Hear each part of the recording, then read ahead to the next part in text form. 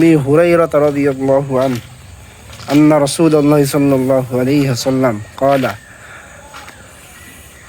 أحب البلاد إلى الله مساجدها وأبغض البلاد إلى الله أسواقها।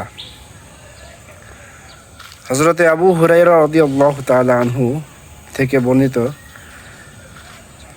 মুহাম্মদ সাল্লাল্লাহু আলাইহি ওয়াসাল্লাম বলেন যে আল্লাহ তাআলা নিকট সব চাইতে প্রিয় জায়গা হলো মসজিদ সমূহ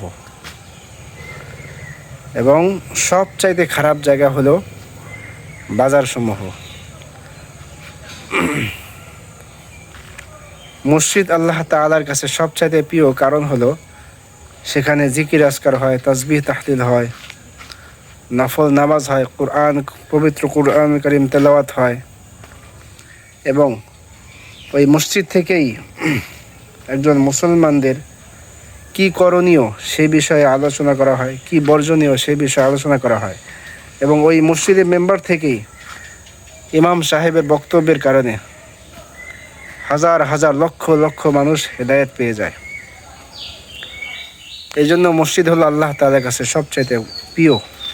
পক্ষান্তরে বাজার হলো সবচাইতে খারাপ জায়গা, যেখানে প্রতারণা, মিথ্যা, তারপরে বিভিন্ন রকমের অপকর্ম হয়, গীবত, শিকায়াত, এই সমস্ত বিষয় বাজারে হয়। এই জন্য সবচাইতে খারাপ জায়গা বলা হয়েছে বাজারকে।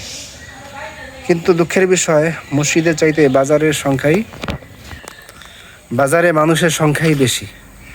যেখানে অপকর্ম হয় সেখানেই বেশি।